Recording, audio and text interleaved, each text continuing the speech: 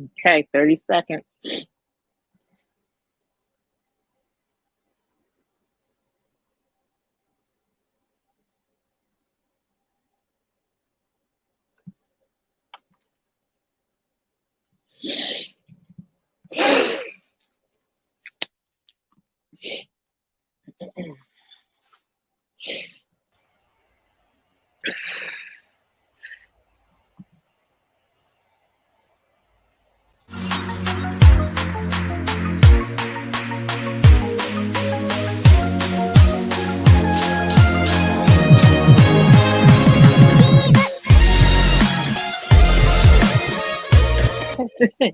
Hey, what's up, everybody? Now y'all know that's my thing. So I got to kind of jump around here a little bit.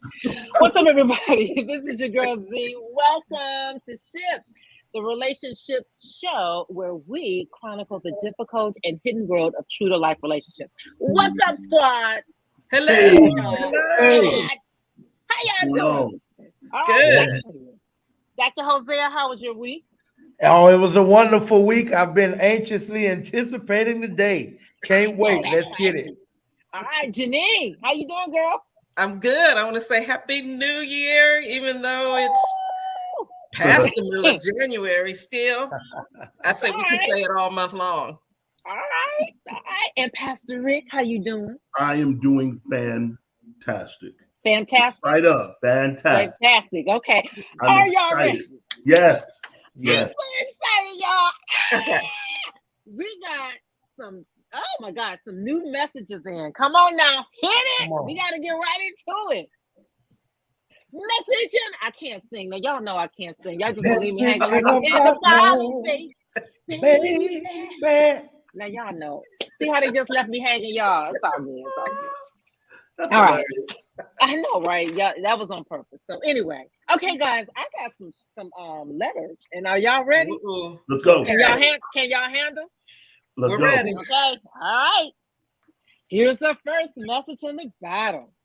Okay, so dear Ship Squad, hello. I am a divorced man of 5 years, and after 3.5 years of dating someone, I finally gathered up the courage to get married again. My fiance is amazing. She's smart, attractive, encouraging, and I believe she would be an awesome helpmate. Okay, so that's the problem, right? However, her 24-year-old son still lives with her and takes complete advantage of her kindness. He has a part-time minimum wage job. He doesn't pay any bills.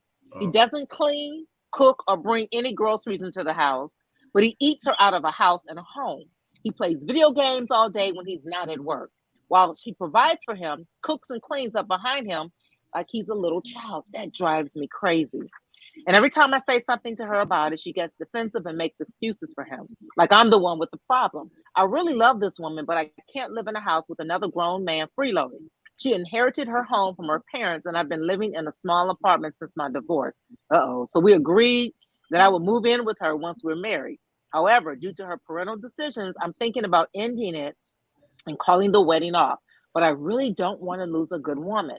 I'm writing in because I need some advice. I don't want to make the wrong decision because I'm getting too old to keep starting over. Please help a brother out if you can. Oh, Lordy, Man. this is a juicy one. Yeah. All right, I'm gonna start, Janine. I'm gonna start with you.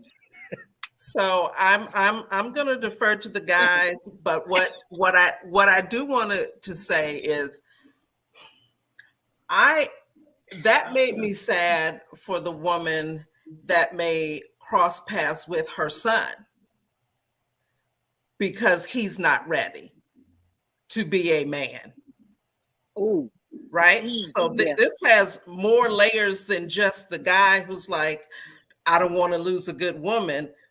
There's two brothers here that need help, right? Because really the one on the couch is somebody's future husband. Right. We need to get him off the couch for his sake and for the sake of their relationship. Yeah. 24. Ooh, child. Good luck with that one. Okay, go ahead. Okay, Rick, I'm gonna defer to you, Pastor Rick. When I looked at this, I was pondering to myself, like, how is it that she allowed this young man to go through this? Of course, he's a mama's boy. Let's just start there. he may be what you call an inheritance baby, that he's waiting for his mama to die so he can get the house. Yeah. Oh, yes, ma'am. That's the game. Okay. And so, yeah, there was no obviously discipline. Most mothers like that, unfortunately, feel sorry for him. And it could be, I could be wrong, that she was sometimes they're married to their son until someone comes along. Yes. Yeah. Yeah. Right? Wow. Ooh, child. Oh, I don't have no kids, so I don't know about all that. Okay. All right, Dr. Hosea. Okay, this is a juicy one. Yes. This happens a lot. A lot? A lot. Yeah, it does. This is not a taboo situation. Mm-hmm. I've dealt with too many situations with similar problems as this.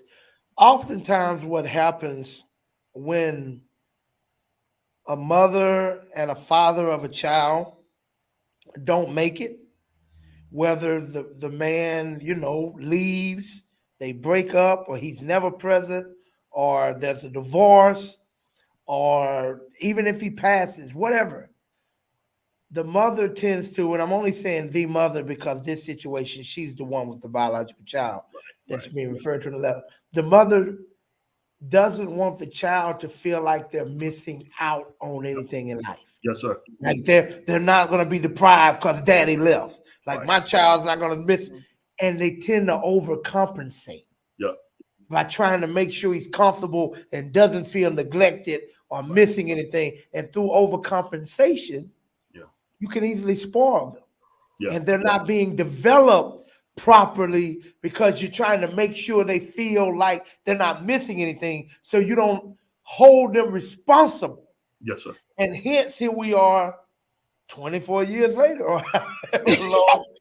Right. He's still here operating kind of like a 14-year-old.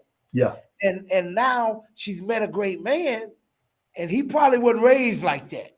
Right. He probably wasn't raised no boy sitting around, laying around the couch, living off of mama, ain't really working a full-time job, playing video games. Sure. And this bothers him.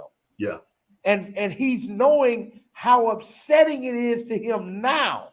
Yeah. So only imagine when this is his home and he's married and he's kind of committed himself into this situation, which is why he's having second thoughts. Right. And he's seeing the pushback he's getting now, and when he tries to, when he tries to give us some advice on, hey, he shouldn't do that. So he's like, she's not changing. Yeah. And he's having a problem with the son. Now, here's where a lot of people miss it. Yes, sir. You're mad at the son, but actually, you're really mad at your fiance's parenting. Yep. That's where you really got it. Right. Because she's the one that raised him to be this way. Yes, sir. Where it's okay. Right. And he's asking, what should he do? I'm gonna answer that, and I'm gonna pass the mic. Brother, let me tell you what you don't want to do. You don't want to marry into this situation expecting it to change because y'all got married. Yeah. That part. I do does not change who I am. Yes, sir. Come on. If you see this right now and you're saying you cannot live with this, then don't go into it, or you're setting yourself up for disappointment, because it's really crazy or ignorant, or what's the right word? Stupid for you to be upset after marriage with what you saw prior to marriage. Right. All right, Rick. Well, I agree 100% with Pastor Hosea. It's one of the things about it's not just this generation. It's our generation, Generation Xers too. You see this pattern also, where they're 40, 50 years old. Yeah. And they're being taken care of by their mother. Yeah. And, unfortunately, if I had a private time with this brother, I would tell him to run. You would? I would tell him to run. You would? Oh, yeah, 100%. Let Janine and I get to the sister. Well, we probably wouldn't because we don't. But Gotta go. Hey, I see a question y'all might want to answer. A woman just asked the question in my comment section. Would y'all want to hear it? I want to hear Yes. it. She says, he's in an apartment. Is he her equal? Is he going to be an equal contributor? That's a good question. That's a very good question. That's a question that we have to pretty much size up. Go ahead, later. Stephanie. Good question. I think that it sounds like on both sides, they're going to have some allowances for each other in terms of what they have to adjust in their lives to become one. Yeah. Right. I can't imagine. I don't want to say that I don't see this ending well. Okay. Yeah. But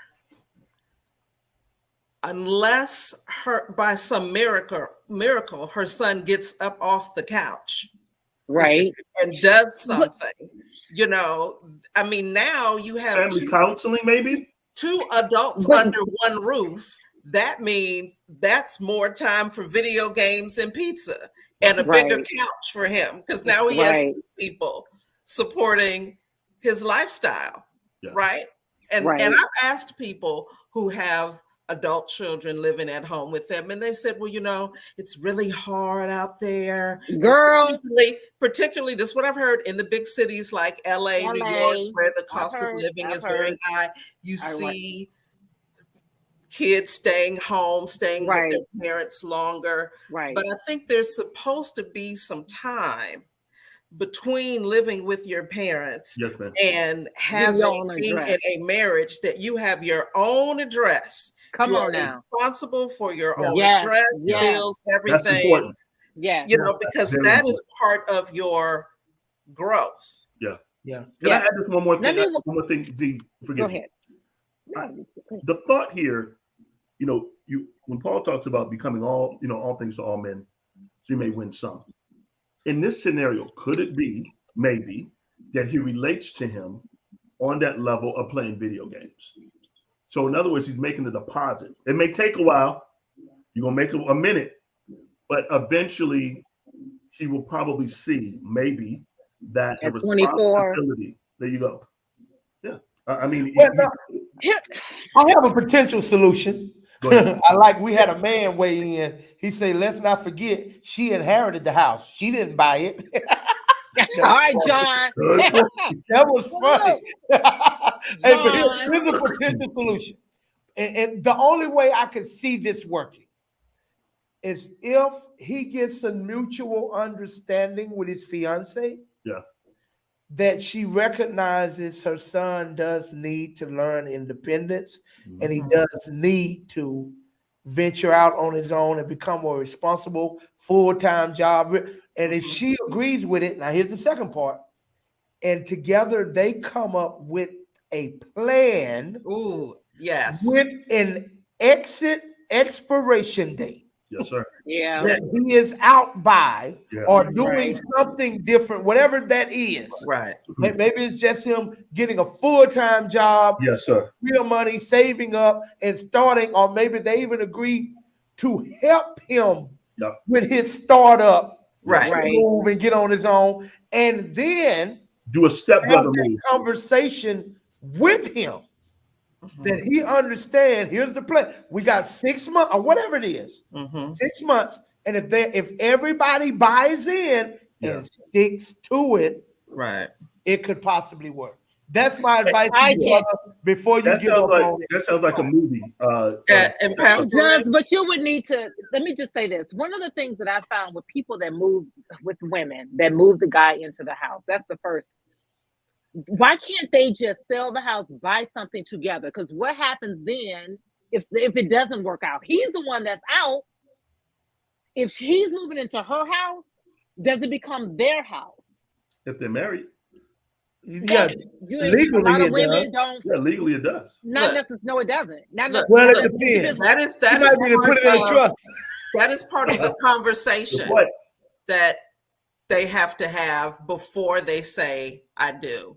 I'm really all in favor of as a new couple, you find a new place to live. I agree. No one moves into anybody else's space because you need to start on equal footing. Yeah. But if in terms of your finances, investments, assets, those kinds of things, a brand new space is not possible, then you really have to have the conversation about what it means for you to move into my space, me to move into your space, and how to officially make it our space. Otherwise, I'm visiting, right? It's like I've come to visit and I never go home, right? I always have my bag packed and it's by the door because I'm visiting your space. Right. True. But even if you're married, I don't get that. It's just, I think it's hard for someone to come into someone else's space and everything is already set up. Your toothbrush is here. So you pack a bag to leave after you're married? If I'm paying rent or mortgage, it's my house. Bruh. But your name is not on the deed. Your name is not on the deed. It will so be. That's what I'm saying. Oh, it will be. I'm not doing that. That's just me, though. Okay. That does me too. I feel like we could beat this into the ground. We may need a new letter. Let's go. All right, let's move on to the new letter. All right, guys. So Rick's answer is to run. Pastor and Janine gave you a couple of different options. So okay, here's message number 2. All right. Dear squad. Okay, for the past 4 years, I've been with a man I believe is the love of my life. Early on, he admitted to a porn addiction that has plagued him his entire life and sabotaged past relationships. With my support, he began his first real attempt at recovery, which included mental health counseling. His progress over the past 4 years, while not perfect, have been tremendous. He's an entirely different person. I would describe our relationship as 90% joyful, 10% agony. He has had 5 brief relapses during which he has said incredibly hurtful things to me. I agree the cycle must be broken and only he can do it. About a month ago, he had a difficult relapse and ended our relationship. His therapist feels he needs to be on his own to focus on recovery. While I am devastated, I agree, but I can't understand why he's giving up on us forever and making big decisions like getting off the mortgage on the house we bought less than 2 years ago. He swears it has nothing to do with me, and that if it weren't for his addiction, he would spend the rest of his life with me. If his plan is to live alone, be single or celibate, and focus on recovery, why wouldn't he also pause on major financial decisions? Why is he so completely done when there is clearly hope for recovery and reconciliation? Heartbroken in Ohio. Girl, he just went out. Okay, that's my quick answer. Go ahead. I don't agree with it. You know? I don't agree with this letter. Left out something very important.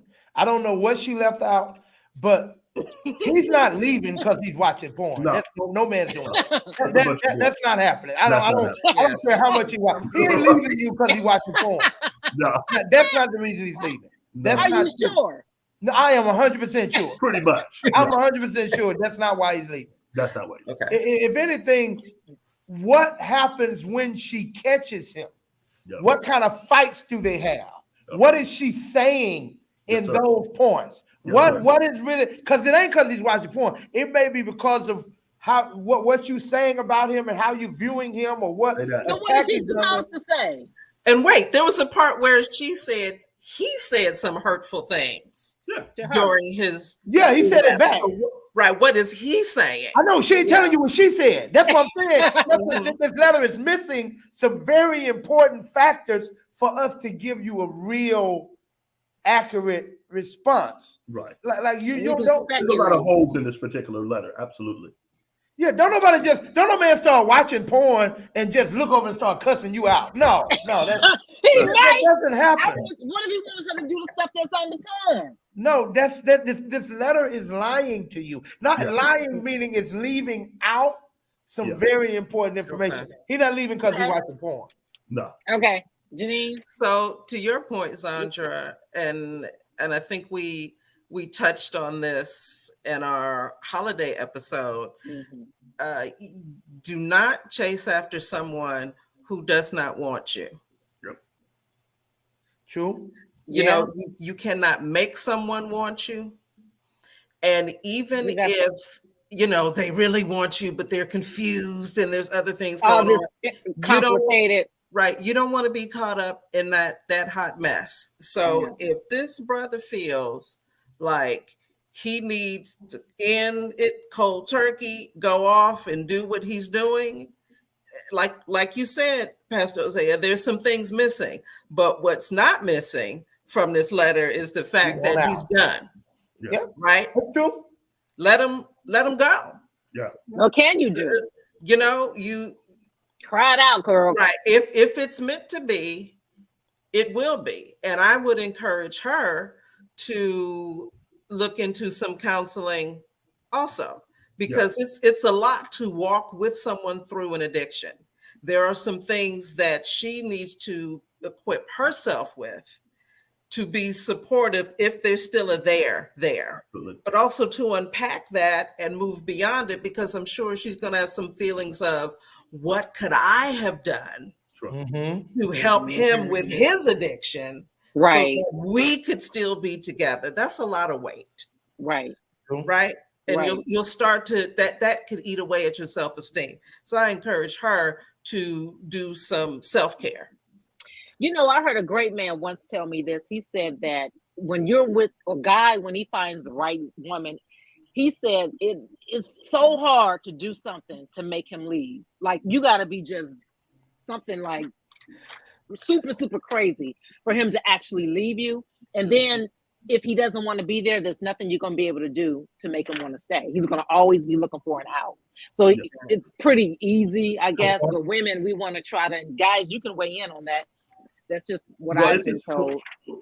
Just noting here, he feels powerless. And for everyone to understand, particularly when it comes down to porn is not about sex. It's about not having power. I don't ever understood that. How is porn about not having? How do you watching porn? I need more power. Drugs. There's no different from drugs, because you're going for the high, and so that high makes you feel power. Pretty much, it makes you feel power. But at the same time, particularly if you're saved, it gives you that guilt. So that pretty much that spiritual schizophrenia mindset comes in. So my point, with this guy, this is me. Yes, you can get to counseling, you can sit down and so forth. That's wonderful. But you got to get with somebody. Delivered, man. Deliverance, fasting, praying, those things come into play. Lay your hands. Yeah, there's a wonderful book that I recommend to a lot of men who struggle with that. Whenever I do counseling with that, it's called Every Man's Battle. And it gives you insight on why you do what you do. And it's a beautiful book. So I recommend that, ladies, if you feel that your husband, your significant other, whoever has that addiction and they admit it or they struggle with it, my word to you is to definitely, hopefully get to counseling, have him. Don't shame him. That's it. Yes, sir. That part. Don't shame him. That part. So what do you say if you keep catching him? Babe, it's okay. It's okay, babe. We're going to work it's not about this. trust. It's not about trust. See, oftentimes women take it personal as if something's wrong with them. I'm not enough. It has nothing to do with you. Nothing to do. Absolutely. But Pastor, some men need to watch porn in order to have sex with their wives. So how can she not take that personal? Say it one more time, and you was breaking up. Yeah. There's some men who need to watch porn in order to get an erection to have sex with their wives. So how can a wife not take that personal? Because he's conditioned himself to get aroused there. Anything you do over and over again becomes a habit. That ain't got nothing to do with her. It becomes, this is how he's constantly gotten himself aroused. But you feel undesirable. It's a memory replay. Undesirable, though. But I'm telling you, it's not about you. Regardless of how you take it, it's not. As much as I, as a woman, I would need to understand that it's not about me. Men need to understand that by nature, I'm going to feel like it is about me. Yes, ma'am. Right? Yeah. That's that meeting there in the middle, because from a woman's perspective, I would believe that if I am enough, you don't need that. Right. It doesn't register for me how I feel. Yeah. It doesn't register for me as an addiction. If I am enough, if you're attracted to me, if you desire me, then you don't need anything else. Now, Right. if you do need anything else, if you are struggling with an addiction, in my flesh, my natural conclusion is going to be, I am not enough. Whether that's your truth or not, That's our truth. it's hard for me to not feel as if I am not enough. And that's why I said, looking at her getting counseling. Right. And I'm glad you said that, because what I was going to go to, I think in that situation, oftentimes women may need to look into, why does your actions make me struggle with my esteem? Maybe there's something I need to check within me that makes everything you do, But Pastor, is that fair though? If I'm with my husband, and we're talking about intimacy and wanting to be with me in that way. And if you're looking at me and you don't want to have sex with me, how am I looking like, well, that's he looking at the triple double D's or whatever. Look, let's go all the way. We didn't say he didn't want to have sex with you. You took it to another conversation. Let's go back to the fall, right? Let's go back to the fall and then the curse, right? The woman is always looking to the man, right? The man is looking to the ground, right? It's how the man works the ground. That's his affirmation. So we're never looking at each other. Part of the curse of the fall is I am looking to the man for validation, affirmation, all those kinds of things. That I'm hardwired for that. So if he is looking in another direction and the direction is porn, right? I have to understand that I'm hardwired to that's hard. To feel like I then am not enough. We need to talk about it. We need counseling. And I need a professional to tell me, hey, this is what addiction looks like. You know what I just saw? I just saw something in that. Maybe, and I'm glad you brought that up. Maybe now, with you saying that, think about that. Where you and Sandra are on that. Maybe this can help you identify with what a man feels like when he's rejected sex from his wife. Like when she's not in the mood, she's got a headache, she's got that's that same thing. Then I think now we can begin to have a mutual sensitivity to one another, and that, because when a man is married to you and whatever, and you're not in the mood, and you this, and and you all of a sudden are not as sexually aroused, period, as he is, it creates what is wrong with me then. What is, so that's I don't know if that's fair. Did you see the question that came up? What if he's in the mood and she's not? I think part of the marriage vows agreement contract, this relationship you've entered into, right? That is where, I don't want to say you do things that you don't want to do, but you understand that there are going to be times where you don't feel like it.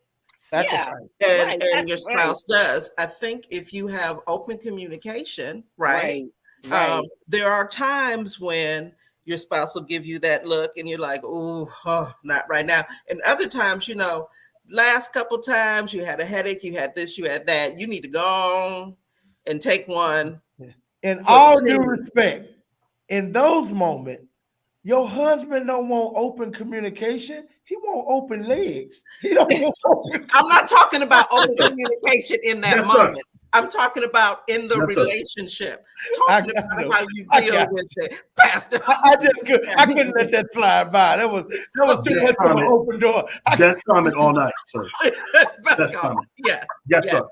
But on that note, let everybody give a final thought, and then we're going to move on to our next. Let me say this. It is so important that women aren't treated like slaves, and that my sole purpose is here for you to have your way, and I just wait. Like, I don't, I think I do have a right That's true. to say, "Ooh, I'm not in that headspace right now."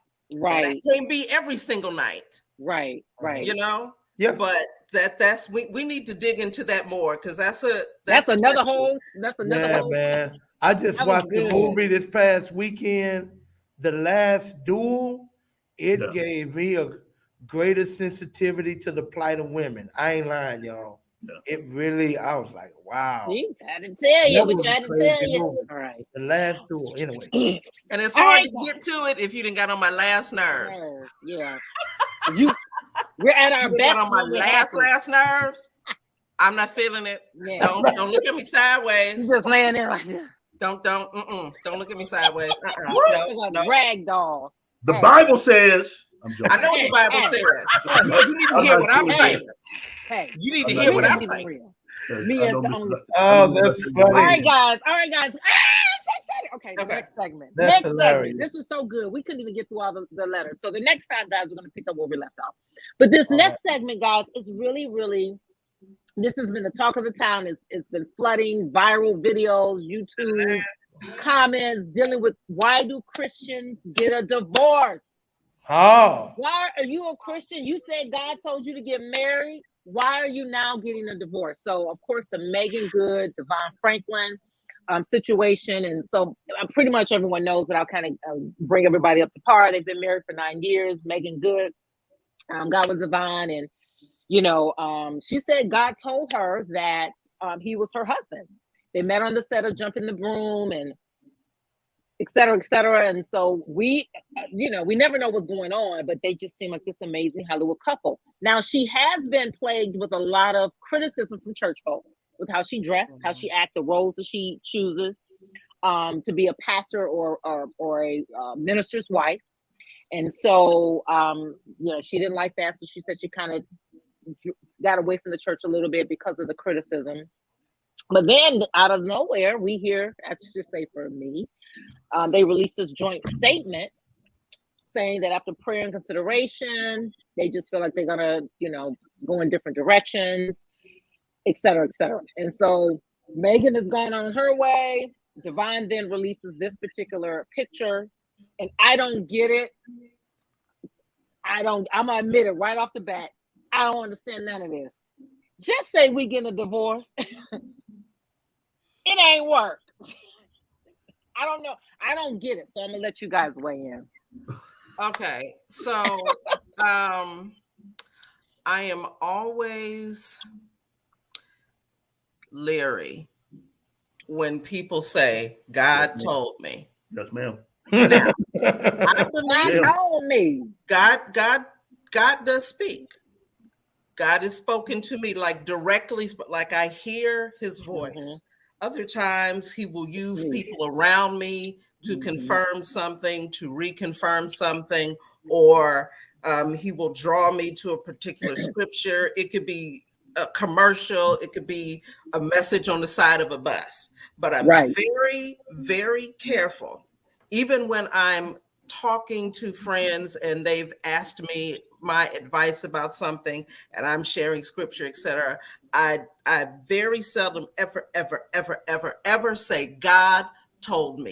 Because it is so easy for man and woman to miss what God is saying, right? Then you try to make it seem like God changed his mind. No, you are the one that wanted to hear that, right? And so you're going to say God said it, and no one can come after you and challenge it because God said it, right? Mm-hmm. So that whole God told me my husband was such and such. Well, those are oftentimes, did God tell that other person?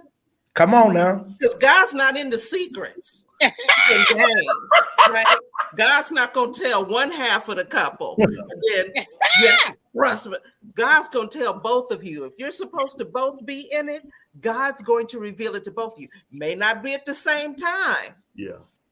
There's no God's going to reveal it to both of you. So I don't know her walk. I don't know his walk. But that whole God showed me that he was my husband and all this kind of stuff, the same God would have showed you that the church is going to be up in arms about you.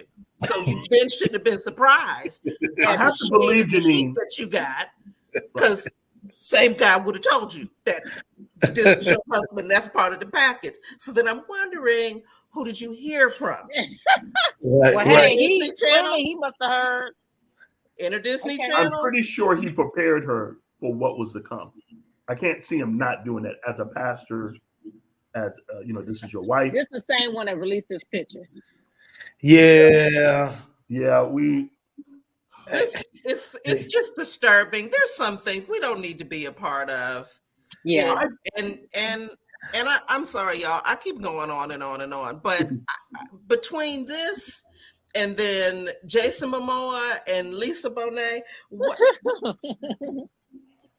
what lives have you been living if now you're trying to have a happy, true year?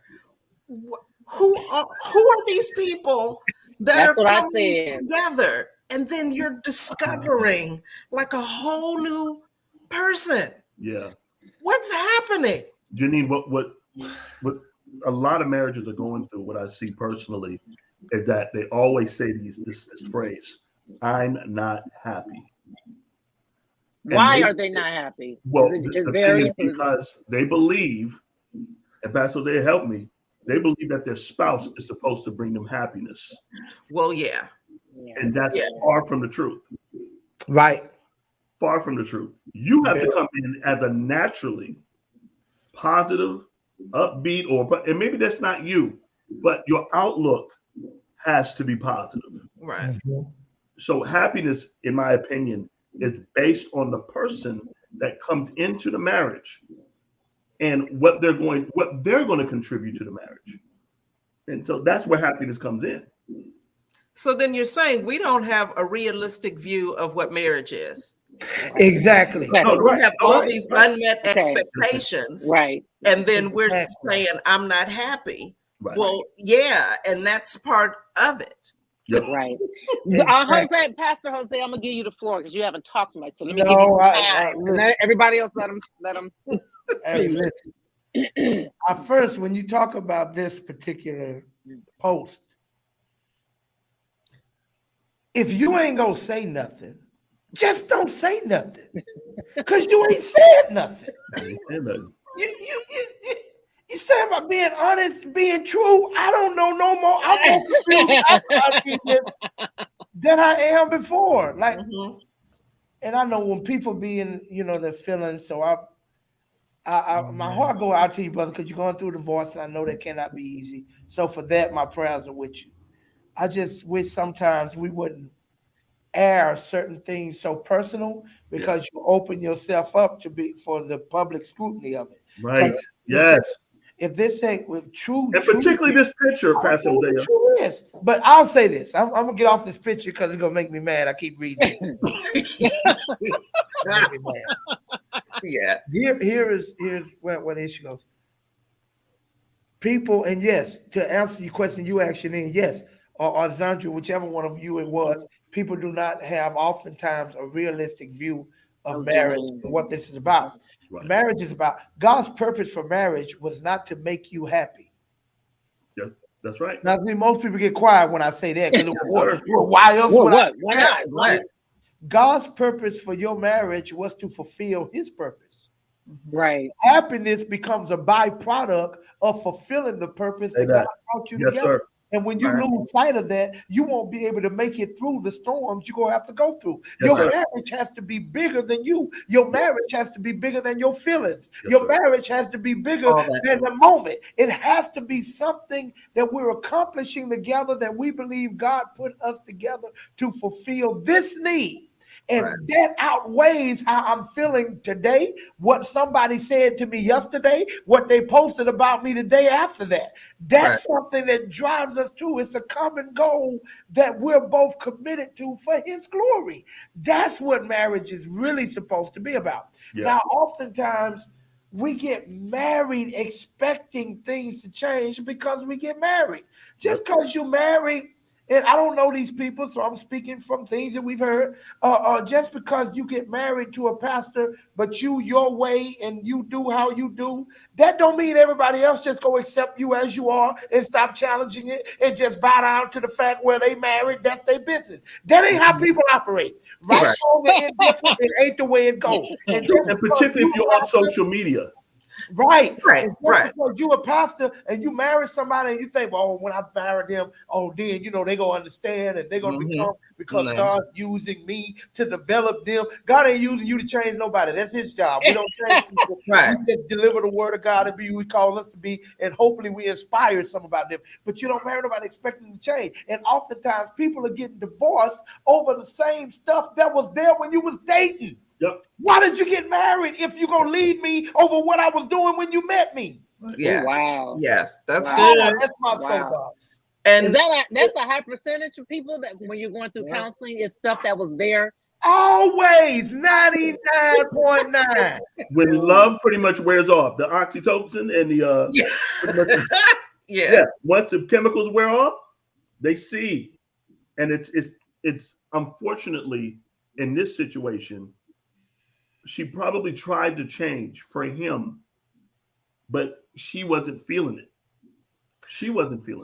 And you know what? I think she also, again, I don't know her walk. I don't know his walk. From what we could see as outsiders looking in, I think she was probably more of a babe in Christ. Yes, ma'am. Yes, ma'am. And she gets together with this pastor, minister, however he refers to himself. She was the first lady, Jenny. We forget that. Right. And then there was some growing up in the word that she does. So who she was when she started, I think now all of that looks different because she's grown up. Yeah. And God will allow marriage in his permissive will. There's his perfect will and his permissive will. We want to be in his perfect will. Yes, ma'am. God provides where he guides. That's all that. That's the perfect will. The permissive will is I didn't say yes to this. In fact, I said no. But you act like you didn't hear me. Or you kept begging, you want it, and then God will throw his hands up like, do it, fine, whatever. Either we're gonna deal with this now or we're gonna deal with this later. I think a lot of people get married in God's permissive will. And then they wake up one day and they see the hot mess that they're involved in. God is not necessarily going to shut it all down if he's like, ooh, she's out of my perfect will. He's out of my perfect will. They're in my permissive will. I'm just going to make it impossible for them to say I do. No, he will allow it. And then you find yourself calling out to him, trying to get up out of that hot mess. I think that they very well could have been in his permissive will, not his perfect will, right? And now. So I'm sorry, before I forget, guys, if you have any questions, definitely let us know. We want to answer any questions that you have.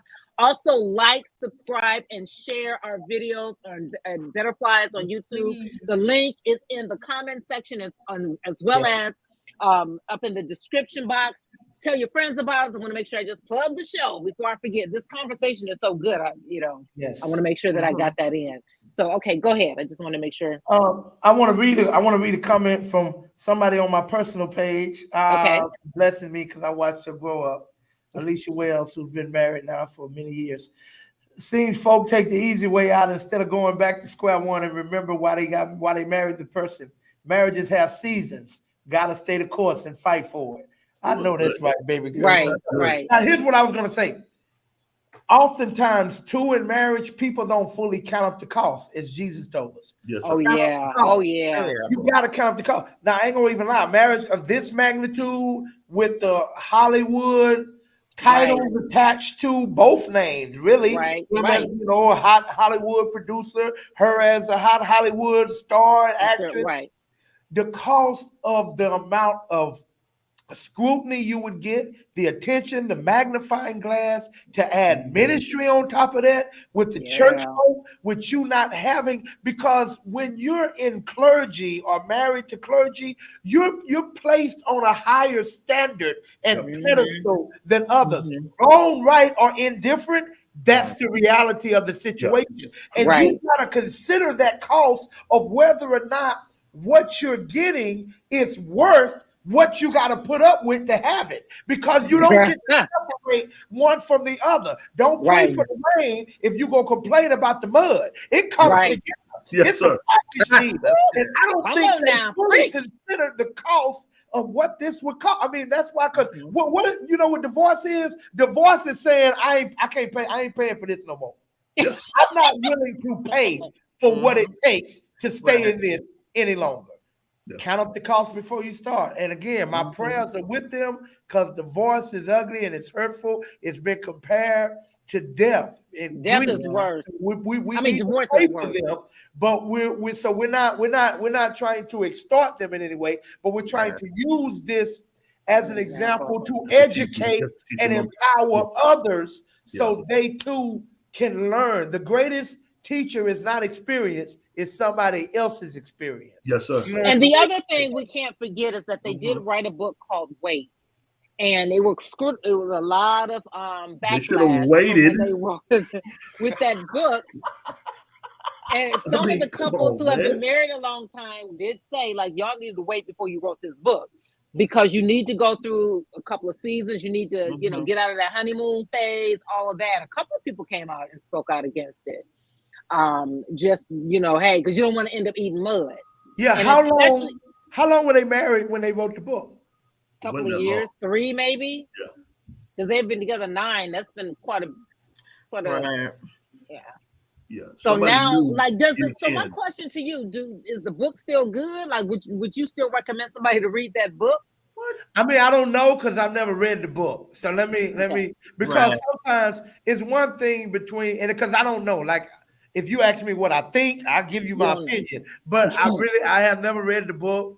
But I know a lot of people that preach good sermons that never live them. So, like, so depending on the content, because I won't throw the baby out with the bathwater. Because you may have get great excerpts from great material that comprised it. Hey, look at my new book. And the material still may be great. I don't know. Yeah. But I'm trying to not necessarily tie them in their knowledge, understanding, or lack thereof with what's in the book, because I never read it. So I wouldn't recommend it because I never read it. Right. The people that wrote it divorced. That's not the reason. I'm gonna say something controversial really quick. Okay, Rick. Yes. Go ahead, Pastor Rick. And we'll be done. They waited 9 years. Year 10 was coming. They knew they had to get a divorce. How do you know that? Well, because in California, if you go 10 years, you splitting everything. Ooh. Yes, ma'am. Yes, sir. Are we sure they make their home? Wait a minute. Educate us, Rick. What's that? Educate us. You didn't add another caveat. Yeah, no, it's one of those things that, my wife and I, when we deal with couples and so forth, when year 10 comes around, you need to start thinking before year 10 if you're going to stay with this person. I'm not saying divorce. I am not saying that. But what's the other option? Can we get rid of this sad picture? Stay together, get counseling. You come to us to get counseling. Yeah, I'm in agreement. I'll second that motion. Can we get rid of the sad picture? Devon and all I see is his nostrils and I just coming out of his nose. Okay. Okay. Thank you. Yeah, but year 10 was coming around, and I think they said, hey, let's just do this now. Finalize this. You move on. I move on. You take your stuff. I take my stuff. Because I don't know if a prenup was signed or not. Because otherwise, it would have got a lot more legal issues would have came into play. What you're saying, if they would have waited a few more months. That's right. Okay. Well, he filed for divorce, which is interesting. Because he knew he would be losing a lot. Yes, ma'am. He knew it. Just saying. But this is my whole thing with that. He's this pastor. He's telling that he's going he's telling people how and he's also a to get businessman. married. Yeah, but then it's like, does he lose all credibility behind this? No. Well, and so I'm going to throw this name in there. We remember the stuff that went down with Derek Jackson. Oh, and his wife, yeah, right, and all of that. Okay. Derek continued to do lives. I think there's another book that came out. Janine, hold on. I got something for you. I'm not making light of it, but what I'm saying is.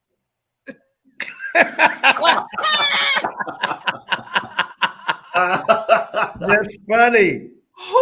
Who? We don't know. They're anonymous. They're anonymous. Hey, what I will say though, hopefully, he may really grow through this. He may really learn. You're right. That's good. They may really she heard grow. from God. Yeah, learn valuable lessons. Her husband was. Yeah, because I mean, life is about living and learning. Well, this is what I see. Everybody falls. Mm-hmm. Yeah. Fall ahead. Yeah. Don't fall behind. Yes, sir. Yeah. When you learn from your failure, that's falling ahead because you're further along when you get up than you were when you fell down. But when you're not learning anything and you living mistakes on repeat, that's when it's an issue. Right. Hey, I got another comment on my page. Okay. What do you a question rather? What do you think Devon's reason was to marry Megan? Do you think it was lust or love? She's a beautiful woman. We probably would never know. We probably would never know. Like, I mean, seeing her in person, I see why. Mm-hmm. She's a beautiful woman. Yeah. He's a good-looking dude himself. Yeah, I saw them in person. Yeah. So, I mean, so maybe it was physical attraction. But he's a minister. This is what I'm saying. I guess but what does that mean? This is what I'm getting at. Ministers don't get attracted? What does that mean? I'm trying to figure it out. Go ahead, Z. I'm sorry. Go ahead. What I am saying is that this is a man that's supposed to know. That's all I'm saying. You're supposed to know what? You're supposed to know. You're the one doing the premarital counseling to folks. And they wrote a book. They wrote this book to wait, and God told me, and blah blah blah, et cetera, et cetera. And then why would it take 9 years? My only thing is 9 years. It was submission. That's a long time. I think a lot of it had to do with submission. You don't think she wanted to submit to him? I don't think she got tired of probably playing the game in the sense of looking at, and I want to, go into the deep, make something up, but the church was coming out. She said that. Yeah, those are her words. She was having that pressure. And I've seen that in another marriage, another celebrity marriage, a friend of mine who pretty much was on television, ex-football player, and they got married. And once it went south because she didn't like the church on how they were talking about her on a reality show. So that was a whole nother thing. So when pastors get married, they have to understand that there are consequences about who you're marrying. And we know this as pastors. We know this as pastors. Yeah. Your wife can make or break your ministry. You got that right. And you also have to consider this, Pastor Rick, when you marry. Yes, sir. If you love the person you're going to marry, of course, right? Yeah. You also have to consider their protection and if they can handle this. Like, out of love, like, I want to put you in a situation that you're not aware of. Yeah. Right. But I know what comes with this. Can you handle that? Yeah. Somebody said, yes, he was like a pastor, but he was a human first. True. Yeah. True. It's true. That's true. That is. We say that all the time. Go back to what you said about would you recommend the book? Is the book any good? I have not read the book, but my feelings about the book, I'll liken it to if I am trying to lose weight, right? And I'm going to follow somebody. Yes, ma'am. It's not going to be someone who lost weight and gained it all back. Talk to me. Yes, ma'am. That's a good point. I'm going to need you to be. Well, they didn't know how to lose it. Right? Right. That's the argument. You just don't follow the chapters on how to keep it. Right. I'm going to kind of need you to still be walking that walk. Oh God. Right? Because now your messaging, right? Yeah. Is what you're saying doesn't really work. Are you working it out? And so you gonna teach me, you gonna show me how to get physically fit. I need you to be in shape. I don't, That goes back to what Pastor mentioned about what pastors, when you can preach Pastor a good Rick was sermon. about to say something crazy. I can feel it. I know. Pastor Hosea, when you mentioned about preaching, I know. Hold up. When Pastor Hosea, when you mentioned about when someone preaches a good sermon, but they're not living it, that's a part of the problem. I just want to make sure I make that perfectly clear. That's the problem when you're preaching something you're not living. See, okay, because you bring that up. It doesn't mean in this point of someone preaching a sermon that the word you preach was wrong. Do you know a doctor can treat your illness and still die from cancer? Yep. Oh, yeah. I mean, no. What I'm trying to say is to prescribe the medicine is one thing. To take that prescription yourself is an entirely different thing. Yes, sir. I'll never forget, I heard Rob Paulson say this years ago, and this was so powerful. It's simple, but it was profound to me. He said, I'm anointed to preach this gospel. I ain't as anointed to live it. I gotta live it the same way you do. I gotta resist. I gotta struggle. I gotta deny my flesh. He said the preaching part come easy because there's a special anointing on me to do that. But that application, that's another situation. That's good stuff. That's good stuff. Yes, sir. All right, guys, we got 5 minutes, so let's just ring this on in. Any final comments? This went by quick. Oh my goodness. Yes. Any final comments? Any final thoughts? Just with I agree. We talked about the picture. I don't know why he released. I don't get that. With just releasing the picture with him crying and maybe somebody can chime in on that. Didn't know. We can't. He was in his feelings. He was just in his feelings, and I don't know. At that point, I'm like, you need to fire your best friend because you need somebody you call. Somebody in your camp told you wrong. Yeah. Take that down. Told you wrong. This is something I would like to say. Oftentimes when I respond to a message in a bottle or comments or anything, it may seem like I'm hardcore. It's black or white. There is no gray area. Certainly there's a gray area. But when we talk about if someone's ghosting or, this guy doesn't want you anymore, and I'm like, just let it go. I spent too much time foolishly trying to figure out why somebody didn't like me. Somebody didn't want me, chasing after them, hoping and and I had to make a decision, right? I cannot change anybody. I cannot force anybody, and I don't want to force anybody to love me, but I have to love Janine enough to draw the line in the sand and say, if you say you don't want me, if you show me you don't want me, I need to believe that. The sand is enough. And move on and set up boundaries and love on myself enough to stop wasting time trying to figure out why. Yeah. Right. Because trying to figure that out means that I am willing to become a whole different person. Yeah. A whole whatever. And if whoever I become could still not be enough. Okay. Right? That's I good. gotta work on the authentic Janine. So when the one does come, that I am findable. Yes, ma'am. Come on. Right? Okay. Come on. All right. So, all right, guys. So a lot of times you hear me going, oh, just forget about it. He doesn't want you. Who cares? Move on. I believe that in my whole heart. Right.